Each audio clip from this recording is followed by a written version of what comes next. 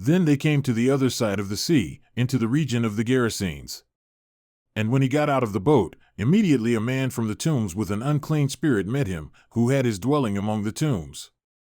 And no one was able to bind him any more, even with a chain, because he had often been bound with shackles and chains, and the chains had been torn apart by him and the shackles broken in pieces, and no one was strong enough to subdue him.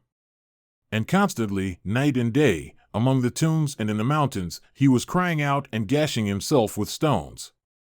And seeing Jesus from a distance, he ran up and bowed down before him, and crying out with a loud voice, he said, "What do I have to do with you, Jesus, Son of the Most High God? I implore you by God, do not torment me." For he had been saying to him, "Come out of the man, you unclean spirit." And he was asking him, "What is your name?" And he said to him, "My name is Legion, for we are many." And he began pleading with him earnestly not to send them out of the region. Now there was a large herd of swine feeding nearby on the mountain. And the demons pleaded with him, saying, "Send us into the swine so that we may enter them." And Jesus gave them permission. And coming out, the unclean spirits entered the swine, and the herd rushed down the steep bank into the sea, about 2,000 of them, and they were drowned in the sea. And their herdsmen ran away and reported it in the city and in the countryside. And the people came to see what it was that had happened.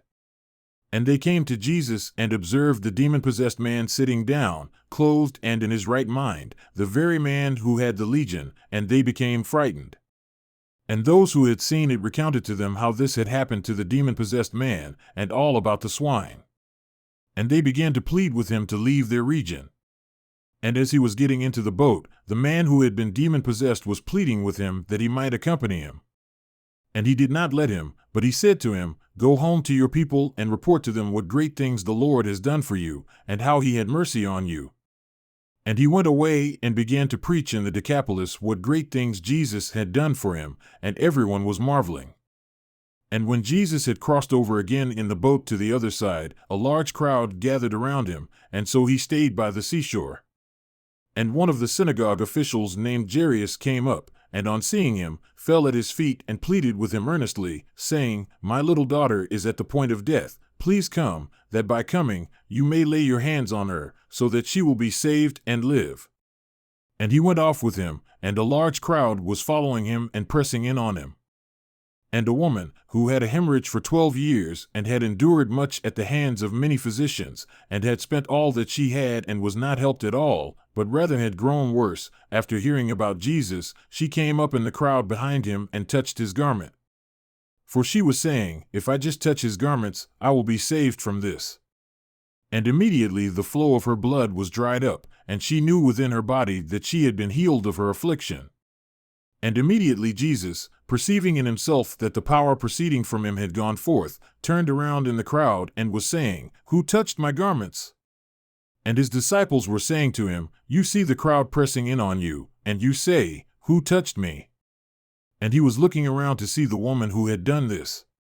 But the woman, fearing and trembling, aware of what had happened to her, came and fell down before him and told him the whole truth. And he said to her, "Daughter, your faith has saved you. Go in peace and be healed of your affliction." While he was still speaking, they came from the house of the synagogue official, saying, "Your daughter has died. Why trouble the teacher anymore?" But Jesus, overhearing what had been spoken, said to the synagogue official, "Do not be afraid, only believe." And he allowed no one to accompany him, except Peter and James and John the brother of James. And they came to the house of the synagogue official, and he saw a commotion, and people loudly crying and wailing. And entering in, he said to them, "Why are you making a commotion and crying? The child has not died, but is asleep." And they began laughing at him. But putting them all out, he took along the child's father and mother and his own companions, and entered the room where the child was. And taking the child by the hand, he said to her, "Talitha cum," which translated means, "Little girl, I say to you, arise." And immediately the little girl stood up and began to walk, for she was 12 years old. And immediately they were completely astounded. And he gave them strict orders that no one should know about this, and he said that some food should be given to her to eat.